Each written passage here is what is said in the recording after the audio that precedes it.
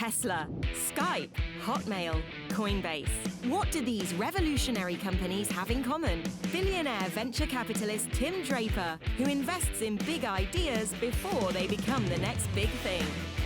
Now he's traveling the globe to find game-changing startups. Entrepreneurs from 10 countries and 6 continents will share their ideas for changing the world. There are some entrepreneurs everywhere, and they all have a different approach, and those cultures bring more creativity. Then 12 finalists will fly to Silicon Valley to compete for a once-in-a-lifetime chance to launch their company on a global scale. 100,000 units? But only one can walk away with the grand prize. $1 million. It's go time. This is a true entrepreneur here. Meet groundbreaking technology. We've built Denmark's first flying car. Meet rejection. I've seen 15 of these. How are you going to be better? Meet innovation. The blockchain is built for trust. The sky's the limit. Meet the Drapers. We've got the semifinalists here. Talk it out. Moving forward. We have been put against another drone company. We make a heavy lift drone, they make a heavy lift drone. How would you be able to compete?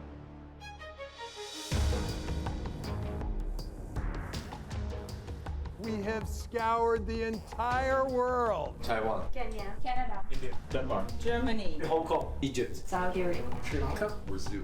For these 13 entrepreneurs, Game on Silicon Savannah has come to meet Silicon Valley. Let's get it 1 million. It'll be grueling. It'll be rough, horrible, scary. It's gonna be tough. So we're gonna give it everything we got. they've been vetted from all over the world, from thousands and thousands of entrepreneurs. Screen tech.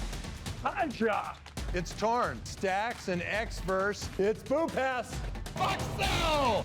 We are down to these 13, and we're going to be moving 3 to the finale.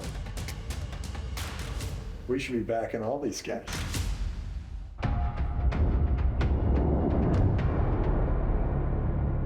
Welcome, everybody, to Meet the Drapers semifinals. We've been all around the world. We've seen it all. We've evaluated thousands and thousands of entrepreneurs, and we're here to show you the top 13. 3 of those will go on to the finale that we choose, and you will choose the other 3.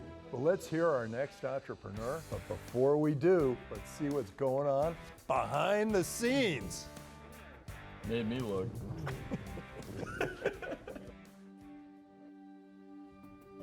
I've lived in San Mateo 20 years ago. I'm going to still see where I used to live here in San Mateo, my old house. Arriving here was very special because I don't remember even this building. Walking up, seeing the Draper University on the horizon, it was such a warm welcoming. I just felt at home immediately. I feel very, lucky that I get to do this on behalf of Stacks. But I do miss our co-founder and CEO, Alexandra. We do things a lot of times the 2 of us or with the whole team, so just to be here on my own is kind of different. I met Stacks through the German entrepreneurship program. Stacks was hosting a party. We just hit it off. It really drew to me that it was female founder-led, and Alexandra and I just get on really well. She's mainly tech, and I'm mainly commercialization. I think technology that matters is really important. Reliability and security of autonomous mobile machines. We all have a stake in this. If we could all work on technology that matters, the world would be a different place.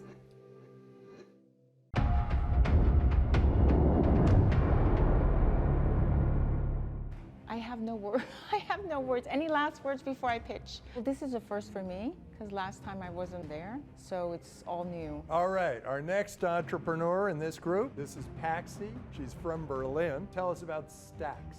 I was very excited when I walked on stage. I was ready to pitch. I knew it was going to be fun. Our current network infrastructure was never built for autonomous mobile machines. Stacks is a very unusual software. It came out of the need to address cyber attacks. The upcoming 40 billion of devices that are going to be on the internet, a number of these will be roaming in our physical space. That poses a danger if the human cannot maintain agency over these machines. We are helping customers address the reliability and the security of their network. We're working with a telco operator that owns owns 80,000 towers across Europe. The asset owners will actually have an opportunity to work with new partners, and we're doing all of this on the blockchain. And we're doing micropayments and crypto payments. So why do you care about the security of machine-to-machine communications? I know your partner is the technologist, and she's sort of come up with a lot of this. Why does this matter to you?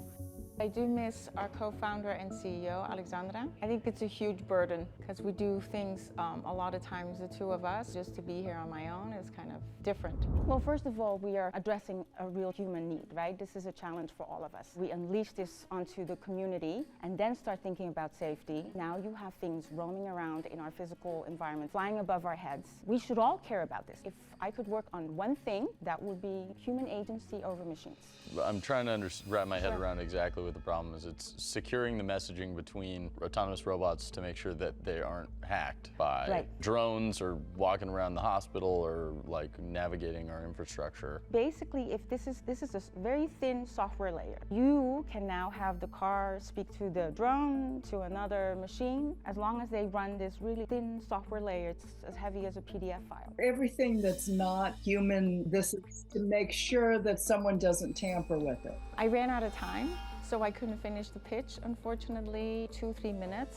Literally, every slide you need to just have one sentence and just move on, whether people understand or not. Exactly. I mean, we have all seen what happened in the Bay Area if you lose connectivity even for a few seconds, right? And what happens then when you have a box flying over your head. We could immediately help these companies accelerate because we could add this layer and strengthen their security and their reliability in their connection. And you said you've got some customers. Are they paying? Yes, we have, by the end of the year, 30K MRR. We have 4 customers, mainly in the mobility and energy space, and then we're doing another project. With the projects, when you say doing another project, what do you mean?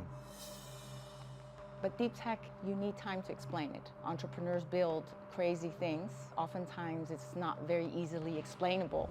We're actually electrifying a DeLorean, so we're turning that into an EV charging station. We have a customer that's an EV charging station on a mobile grid, and so now we're connecting all the dots here. Well, Paxi, thank you so much for being on Meet the Drapers.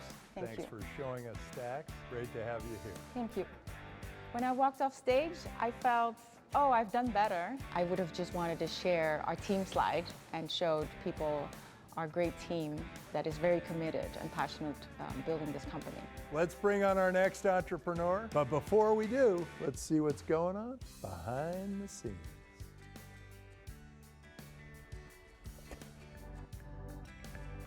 Being part of this competition, being part of this like global entrepreneurial movement, it's something that is like always great, inspiring. We can learn a lot of different things. We have come a long way. We have seen amazing growth for our company, for our startup. It has been just amazing.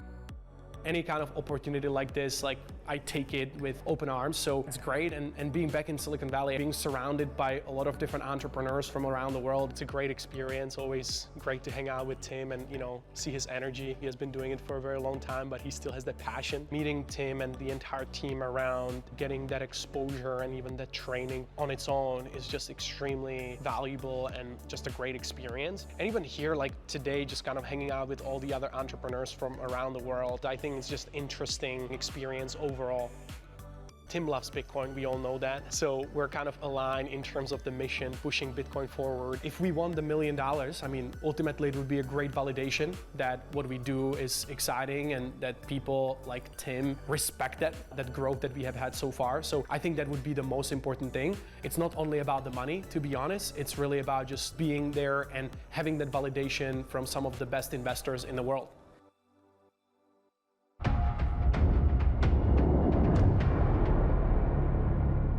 Every time I go on a stage, I get a little bit nervous, but I think that's good because ultimately I want to do the best job possible. So yeah, let's see how it goes, but I'm excited. All right, our next entrepreneur here is Xverse. Jan is operating from Hong Kong, but he's from the Czech Republic. He's a man of the world. Jan, give us your pitch. I think just like pitching to the Drapers family, I mean, it's just like super inspiring to see that they're, even Tim's father, like being still so involved at this age is just like crazy inspiring to me. We're #1 Bitcoin wallet for Web3. When you look back, maybe 2 years ago, not many people really talked about building on Bitcoin or Bitcoin Web3, but that has changed rapidly with the rise of Bitcoin ordinals.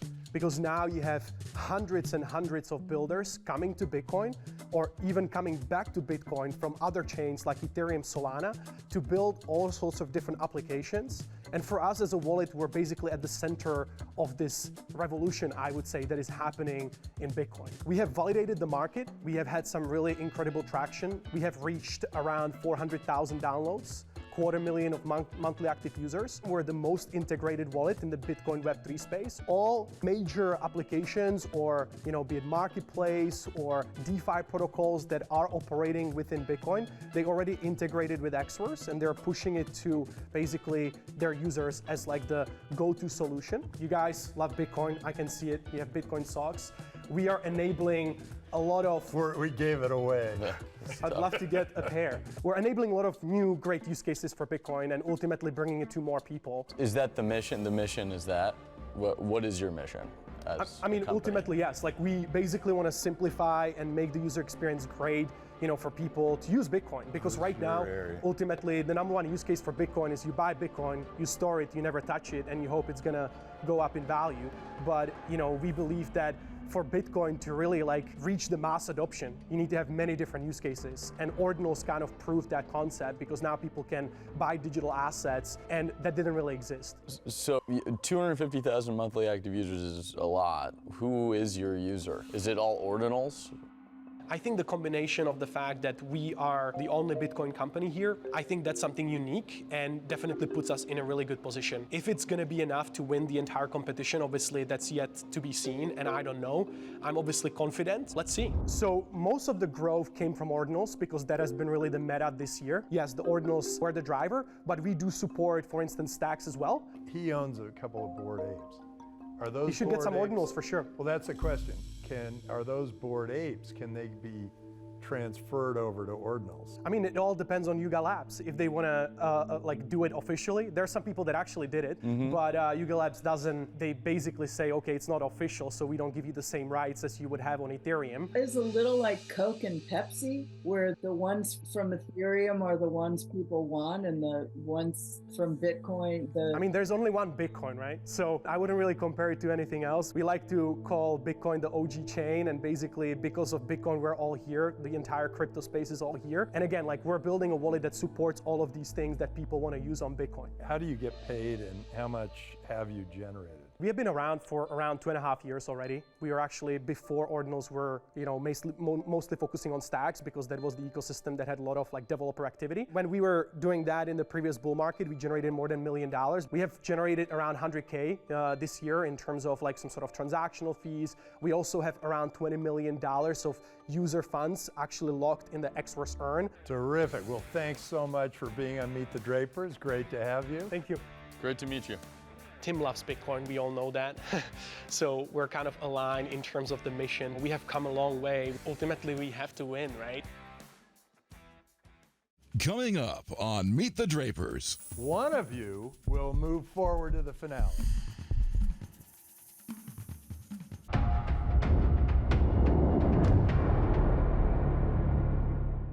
Welcome back to Meet the Drapers.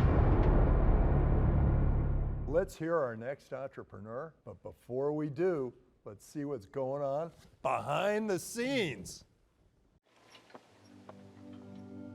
You start with a why before you do anything.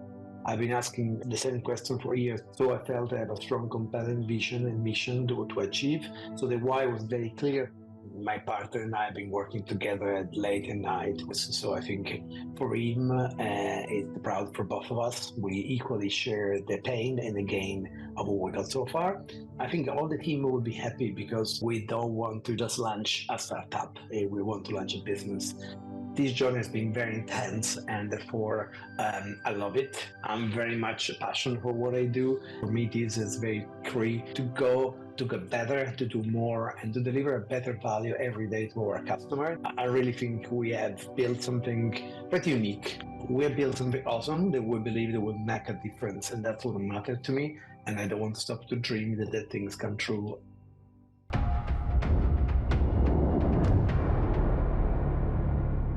All right, now we're going to hear from our next entrepreneur, Dario from Kaja from Italy. Go ahead, give us your pitch. I feel good. I feel scary at some point. He's a big man, right? So it's like his presence, both for his charisma and his stature, is like, wow. The nerve was growing. I can make it. Let's stay focused. We built Kaja with the objective to help real estate agents and brokers firms with the ability to give a number of tools to satisfy the client to sell faster and better their property. We built a site able to take bookings for showing, to make offer, transaction, sign deed, sign contract online, be able to do all in blockchain, have the ability to have a secure transaction online for real estate agents. We did that with the conviction the real estate agent and brokers were easy to adopt our technology. We started to work with banks, firm institution, financial institution, legal firm, asset manager. And as we start to work with them, we also realized too, there was a value upfront, like earlier than engagement with the agency, which is a collection of all the documentation, the sorting, the certification of the documentation, the writing on a blockchain, all instruments that were not available in Italy until then. So Can I ask a question? Please do. Why do you care about this? I like when they asked it because there was a human side to it, and it went to the core of my long hours, my lack of sleep, and my lack of money for a long period of time. I do care a lot about this because I think there is a transparency in this sector that has never been before. We, Kaja, bring a very much clarity on the transaction. Everything is written in the blockchain, so everything has been vetted before it gets published. Because of that, we want to make something simpler for the final consumer, buyer and seller. I sort of remember this from when you talked last time, that it's better to go through Bitcoin, and also you could literally buy a house and then go and get your property and find out that someone else actually owned it already. Correct. What really happened, really, that you can discover that there is not just necessarily owned, but it is called a servitù. From Latin, means that there was some duty that the owner has to give to somebody else. We ensure there is not this obligation are there, and when you own the property, 100% own it. You don't have some services you have to give somebody else or some right of way to somebody else. Right. Now you're doing a new leveraged sale now, rather than going one at a time. Correct. Is that going to be better for you long term because you'll end up with a network effect, or is it worse because you get less on each transaction and you don't have that complete control over the customer? I know you invest a lot in blockchain and crypto, so I know he was familiar with it. And I like when he asked questions on it, clearly has the very good understanding of the blockchain and the cryptocurrency, as well as he was curious to understand how that applies to the real estate. And it's a very good question, Tim. We do get in the first instance less for transaction because the servicing has a much lower fee than a brokerage, a commission has. However, our objective is by engaging the selling firm first, the bank, the asset manager in this service, we are guaranteed a brokerage fee at the end. Dario, is it 2 a.m. your time? It's 3 o'clock in the morning to be precise. That was an amazing pitch. I can't believe it's 3 in the morning. Get some sleep. It's a great opportunity. I believe what we're doing, and these people are giving a lot of courage, I have to say. If they say the best are not the smartest, but the more resilient, right? So what do you imagine the first didn't work? So now I'm excited that these people is giving an incredible opportunity to us. So that's why you feel me so upbeat at 3 o'clock in the morning. Terrific. Dario, thanks so much for being on Meet the Drapers. We have an amazing team. They deserve to go farther in this competition. Everyone, no one excluded, no matter what they do, everyone worked really hard, and luckily they get pleasure to work together. And I really, really want to go to the next phase, and that we all think deserve it.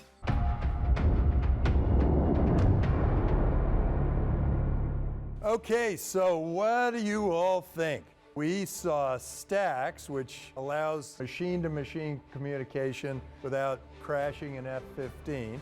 We saw Airflight, the company that could take 250 kilos, which can actually lift me up. The three of us. I hope so. And can fit, I don't know, I weigh a lot. We saw Bon V Aero, another drone company that is working more with the Indian military, and they can go higher with less weight. We saw Xverse, the Web3 #1 Bitcoin wallet in the world is the way they presented it. And we saw Kaja transforming Italian real estate with the blockchain. Well, the only thing that matters is the crystal ball. We talked all this time. Yeah, that's right. We'll bring him out. We'll see what happens. Okay, we'll see what happens.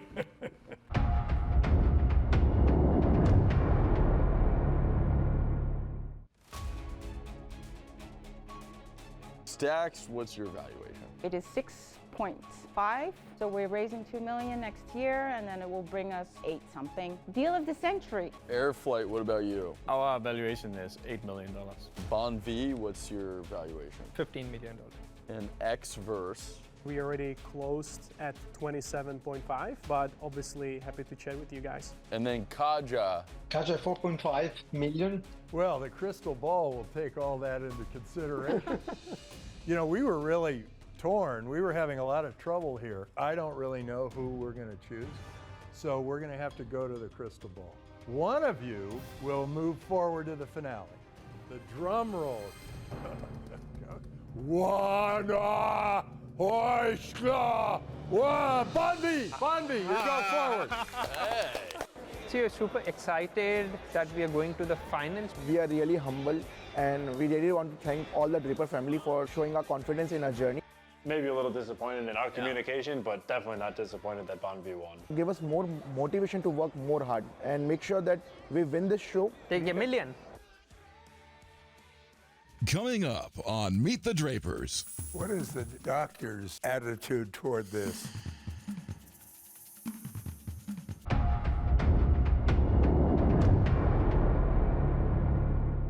Welcome back to Meet the Drapers. Hey, let's see our next entrepreneur. But before we do, let's see what's going on behind the scenes. It's good to be back after 5 years. That was my last travel here. And this time I came back with a different purpose. Try to win the 1 million. It's always exciting to be back in the Bay Area. A lot of energy, a lot of innovation. You can feel it in the air. It's always a place where so many people with great ideas congregate and meet, and a lot of brainstorming and everything. So really excited. I've been here in the Bay Area many times. Like Ken, it's a different purpose this time, different focus, but super excited. Why do you believe you are the team to win $1 million investment from Tim Draper? We believe we can change the world and help people. And this is a dream. Our team is working very hard to achieve it. And this is also the dream I make promise to my mom. My mother, she passed away 5 years ago. So it's a very important milestone to our company. I've had a lot of people inspire me over the years. In the context of stream tech, Ken is actually very inspiring to me. The friendship and relationship that we built through the years, and the amount that he has invested in stream tech, sticking with it, the drive that he has for the company, and just the passion to see this forward. In a startup, the only thing you need to do is you need to run fast. And right now, we are running very fast. So we believe that we should win this competition.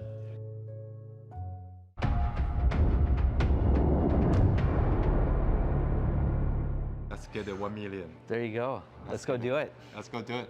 Okay, let's hear from our first entrepreneurs, Stream Tech from Taiwan. Give us your pitch. A little bit pressure, but need to keep calm and relax to do the best performance. Smart Care T60, an AIoT service applied to the medical facility and home care, which help to make care easier by prevention, prediction, and personalize. We focus on algorithm of millimeter wave radar. We are medical AI and biodata service provider. Our solution is the first and only one currently in the market that's certified by Taiwan FDA Class 2 medical device, which provides non-contact, privacy protected, and continuously vital sign monitoring. We have launched service at 8 hospitals and 1 nursing home this year, expect to go up to 1,700 beds by 2026. The current accuracy is 89%. So that thing's in the hospital looking at you, basically? Yes, mounting on the ceiling. And monitoring you without having anything hooked up to me? Yes. What is the doctor's attitude toward this? I imagine that they would not like a machine recording everything that goes on. I thought Bill was very interested. Yes. Yeah. Yeah, it seemed like he was intrigued, but then had his own set of concerns. The current issue that we have from the hospital is the patients, they don't want wiring, but something could happen during their stay at the hospital. So then we got an inquiry from doctor to... What do you mean something would happen? Yeah, because the original Your heart stops. Some people might pass away suddenly, especially when the patient are doing the dialysis. If you were a nurse, this would be okay with you? This would be awesome. Be awesome. Well, because you don't have to keep replacing the guy's thing, measuring his heart or his blood pressure. You'd know always if the heart's beating. I mean, this is exciting. I think that we got some help from Tim in explaining a little bit when there was some possible misunderstanding about how the device worked, right? Oh, yeah, that's right. Yeah, he seemed very energetic about it. Why is he going to the hospital? Shouldn't I just like... This will be eventually deployed to home, but first we want to ensure the reliability and the maturity of this product. Medical facility got all the professionals like doctors, nurses, so that's a good feel for us just to make sure this product is well fit to the user scenario. Isn't it hard to get people to put things in hospitals?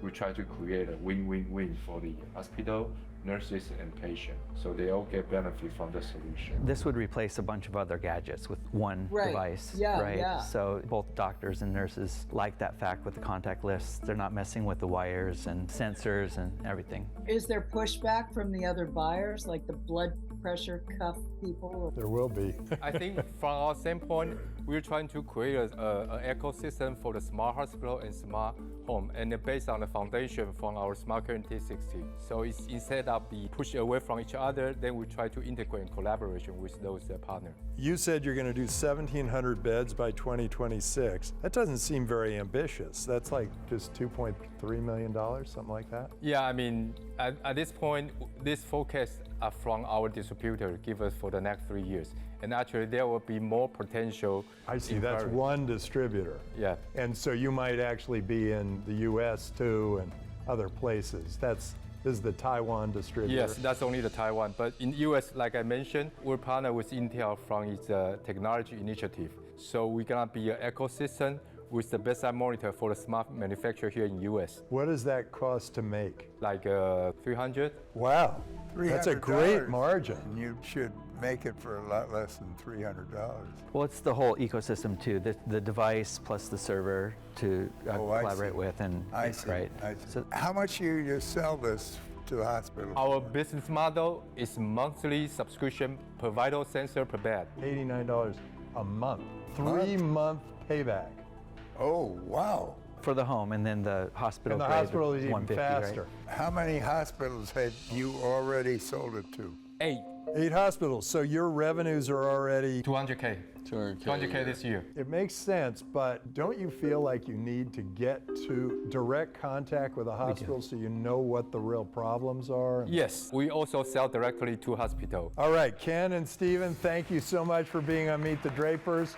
We'll be back to you Looks shortly. like a terrific product. Thank you, sir. Yeah, thank you. Thanks for being on the show. They were great to speak with. They were wonderful to interact. I liked their questions. Yeah, that's a question. Right. The feeling after was a lot more enjoyable than the lead up, because we didn't know what to expect. So let's bring on our next entrepreneur. But before we do, let's see what's going on behind the scenes. Whoa! Check, check, 1, 2, 3. Audible, audio check. Can you hear me? It's my first time in the US, so just really excited about the whole trip and the opportunity to be here. There are so many startups here from different parts of the world doing incredible things in their own spaces. It's just a great experience to be able to meet so many different people and learn from them. After working for 10 years, you're sort of at that crossroad where you know that your life would look a certain way if you continue down the corporate path for the next 20 years. But if you took a big risk right now, things could really, really change. I wanted to do that and really see what we're capable of. So I think if I'm able to do that, then I'm sure that we'll get where we need to go. I think the next phase of our growth is really on how well to get into the US. Being able to pitch to them, given that they've been there, done that, seen it the world over, it's just a really massive opportunity for us, and we want to make the most of it. I've never done something like this before. I never thought that I would be doing something like this. It's exciting, it's challenging, it's a whole new ballgame, so really looking forward to it.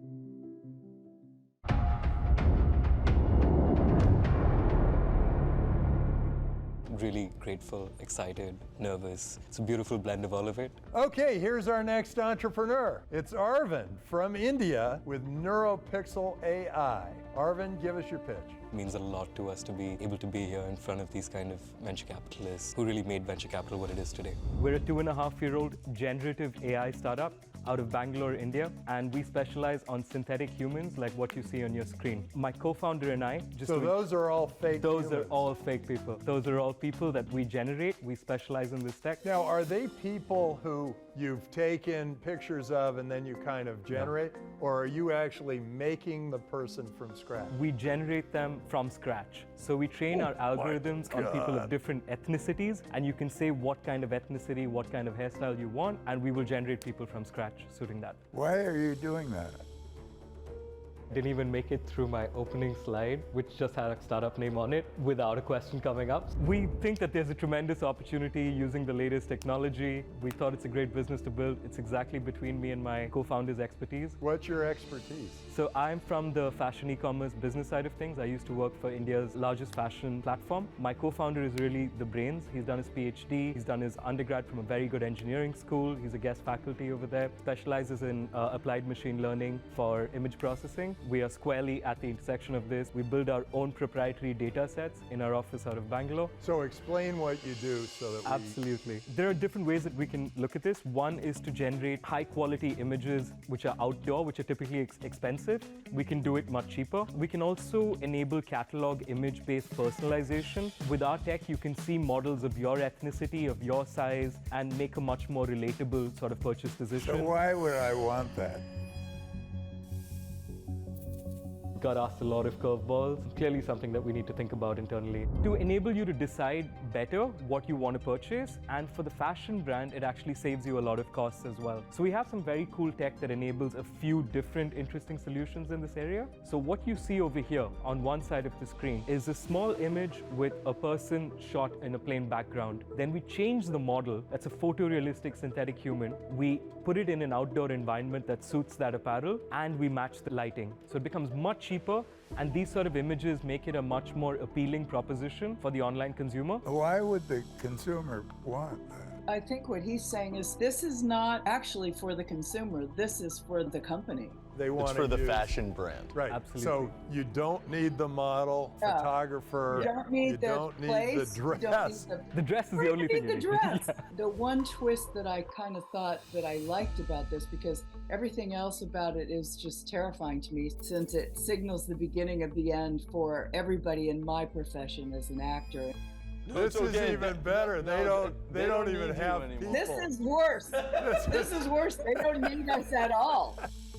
The truth is that every time there is a new revolutionary technology, these sort of questions get posed. What I was going to say was the thing that made this sound kind of cool to me was the customer could take this image, use their own face, use their own body shape, and see how that outfit looks on them in terms of AI. Is that true? That's the next solution that I was going to show you. We actually have a cutting-edge virtual try-on solution. So you can upload a photo of yourself and you can swipe through the catalog and see what different items look like on you. So only one image is real, and all the other 3 images are generated in near real time with 0 post-production. My dad and I, we both have invested in the virtual trying on space with okay results, but why is now the time that it's going to be a big company? So people have been trying to do this for years, to be absolutely honest, but nobody's really cracked it for clothes. It's there for shoes, it's there for watches, it's there for makeup. We've been working on it for 2 years, and as you can see for yourself, I don't think there are any online fashion retailers right now with this level of quality and a virtual try-on solution. How far along are you? What do you have in revenue? We spent our first 2 years in development till Jan 23. Over the last 5-6 months, we've got early green shoots. We're at about 100K ARR right now. Just closed another project for another 100K over the year. So we'll double up in the next 1 or 2 months. And that 100K, is that models? Generative AI editorial images. The first ones that I showed. The first one? The first one. Yeah,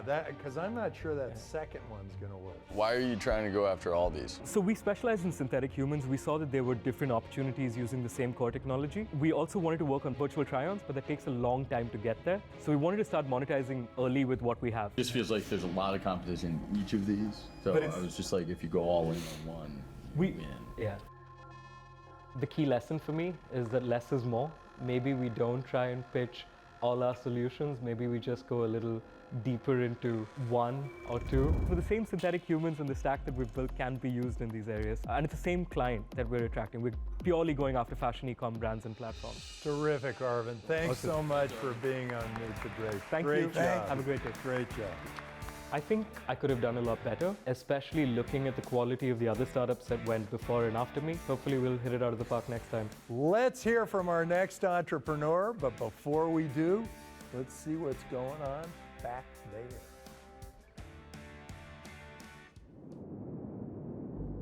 This competition means a lot to the Voxel team, so I think they will be quite proud.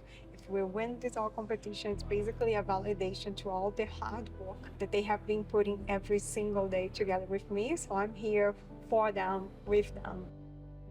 Every day is a little bit different. Every day is a new challenge. Every day we get one step closer to figuring out how to have this massive impact.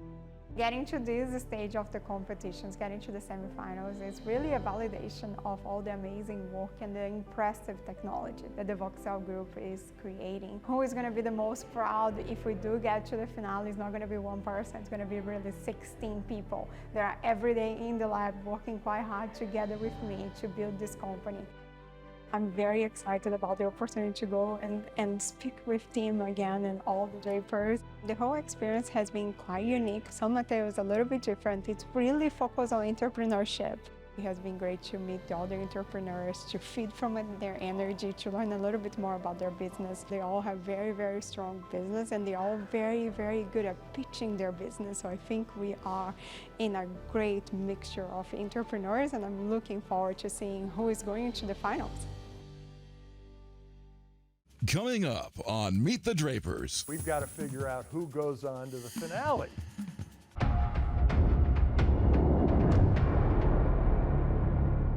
Welcome back to Meet the Drapers. I'm feeling excited, but to be quite honest, I'm also feeling very grateful to be here and grateful for their time to listen to our company, to listen to our pitch. So thank you. We've got Voxel. This is Carolina, and she is from Canada. When I walked on the stage, the main thing that was going through my head is to make sure that I would be doing a good representation of all the hard work that our team has been putting every single day.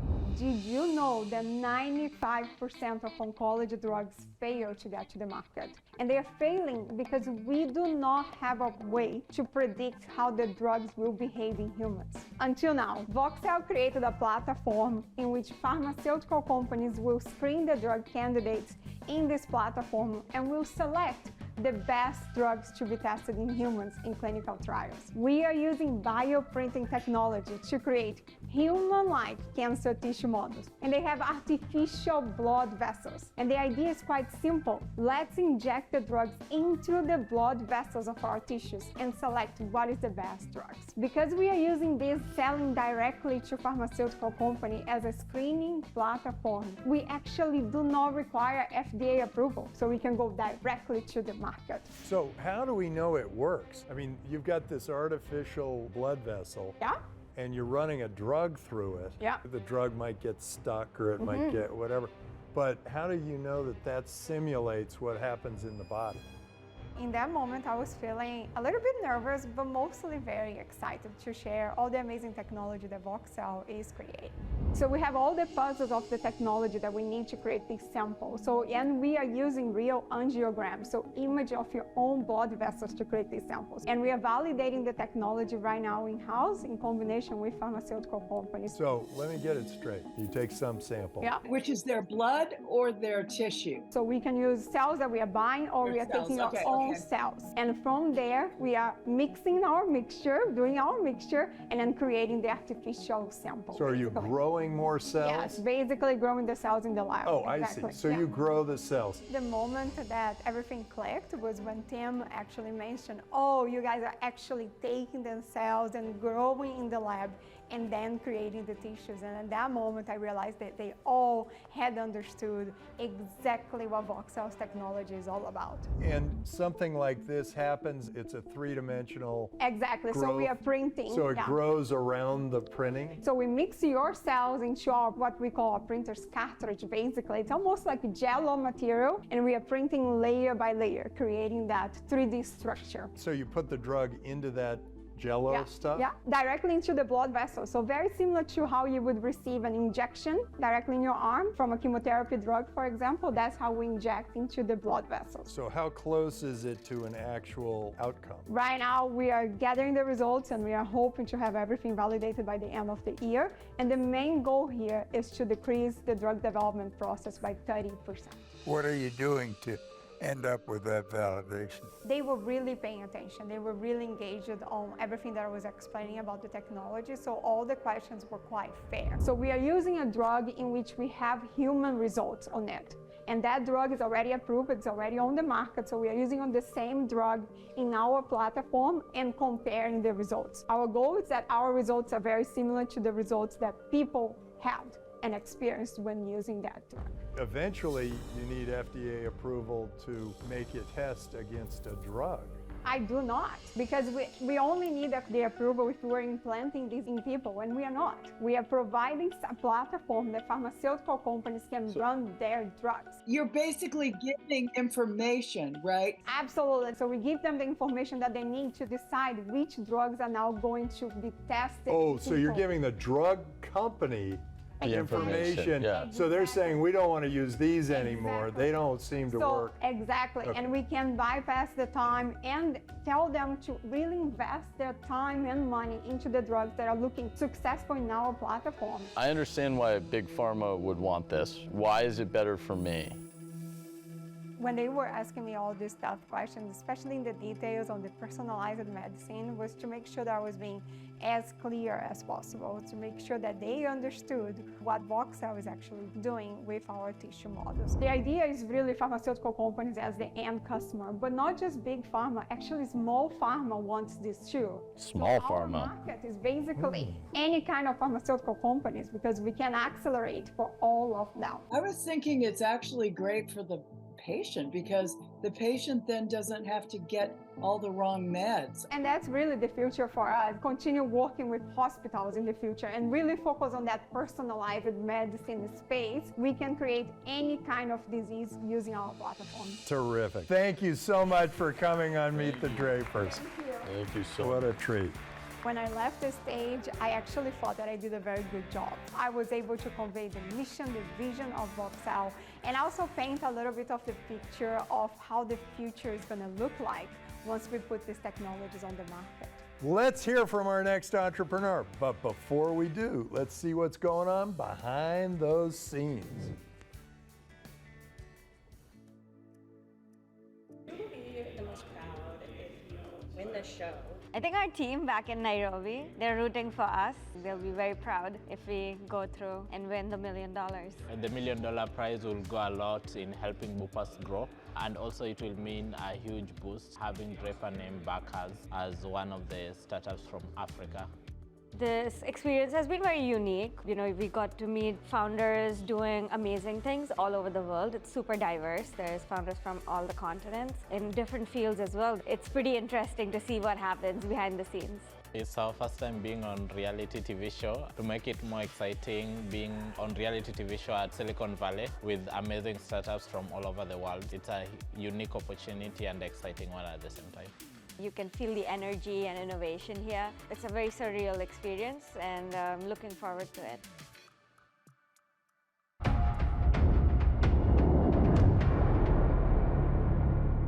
I'm excited to be pitching to the Drapers again. There were a few questions, especially Tim had asked us, and I hope we have convincing answers this time. Let's hear from Sonia and Wycliffe from Kenya. This is Bupas. Give us your pitch.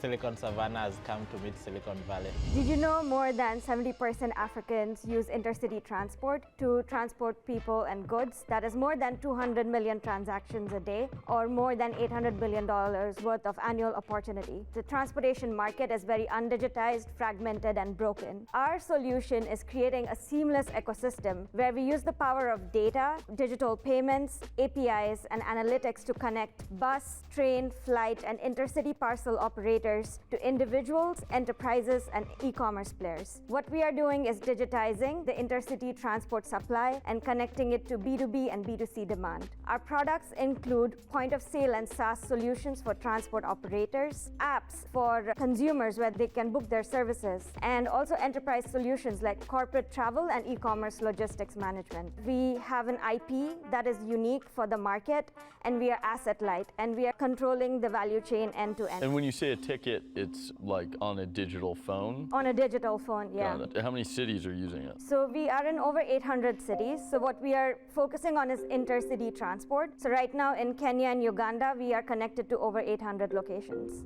It was keeping us quick on our feet. You're saying from city to city? From city to city. So anyone using city-to-city buses exactly uses you? Uses us. So are they paying with M-Pesa or Bitcoin, or what are they using? Right now, M-Pesa is the biggest payment gateway for us, and we also are working with other mobile money operators too. Whenever we onboard a transport operator, great network effects happen. All of the consumers start using our digital solution, and they get transparency and reduce cash leakages, therefore increasing their margins. And how do you two know each other? So we went to school in the States. So we have known each other for over 10 years. Where'd you go? A liberal arts school called Earlham College in the Midwest in Indiana. And what did you study there? So I studied biochemistry and computer science, and Wycliffe studied economics. Are you writing the software then?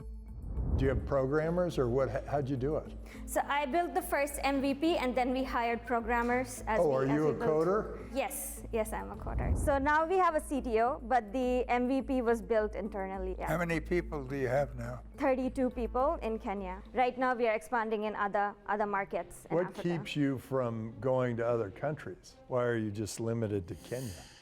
Sub-Saharan Africa is really facing a huge challenge with transportation. We've actually started scaling to other countries, so every... Is there a regulatory thing that gets in your way? Or No. You can just... Anyone can do it? No, we scale with the bus operators and train and flight operators. So in Kenya, you can go via bus or train or flight to Tanzania. So every new country we open up an adjacent country. So there's no regulation. Do you spend your time in Africa? Yes. Both of you? Yes. We moved there, since we graduated, we moved there to start the business. Do the cities want the data that you are collecting? No.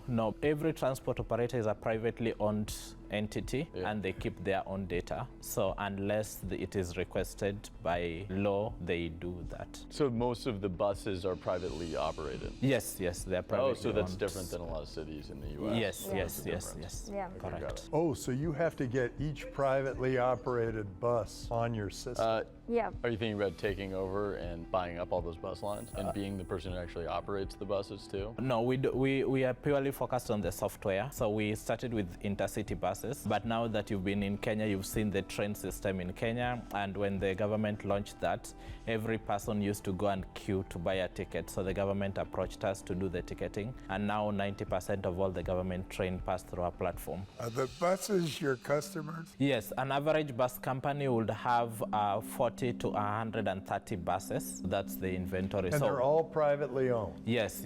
So when you go to them, you say, hey, you guys should be on this. Everybody's buying their ticket with phones now. Yes. And that's the sale to them? Correct. For the first 5 bus companies, we had to do that. But now, after 1 year, 2 years, they've seen how their competitors have transformed their operations. So 80% of our clients come through referrals. And we have partnered with banks and super apps. So we are providing them with APIs. So that gives us big distribution channels. So now when we go to a bus company, we tell them, once you go online with us, you're live on all these banks and M-Pesa app as well, where we are the sole provider for bus, train, and flight tickets. Terrific. Well, thank you so much for coming and being on Meet the Drapers. Thank you very much. That's awesome. We've made a tremendous progress, and we hope to be part of the finals. Hoping for the best, and please choose us.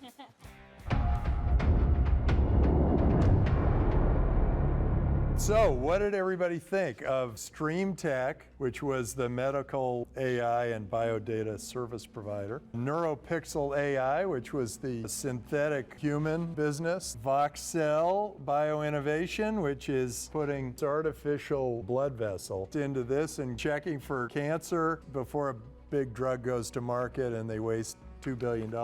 And the Boo Pass, which allows people in Africa to use their cell phone and get on the bus and go. So what did everybody think? My summary is magic, magic, magic. I'm magically taking down all your information when you're in a hospital bed. Hey, I'm magically testing therapeutics on your body. I'm magically inventing new human beings. I'm still torn, but we've always got the crystal ball. Let's bring them all out.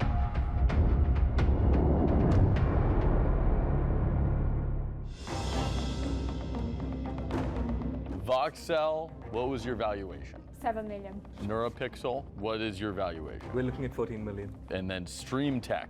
20 million. Boo Pass, what's your valuation on this? 17 million. How much money have you raised, StreamTech? We haven't done any fundraising yet. Oh, this has all been bootstrapped? Yep.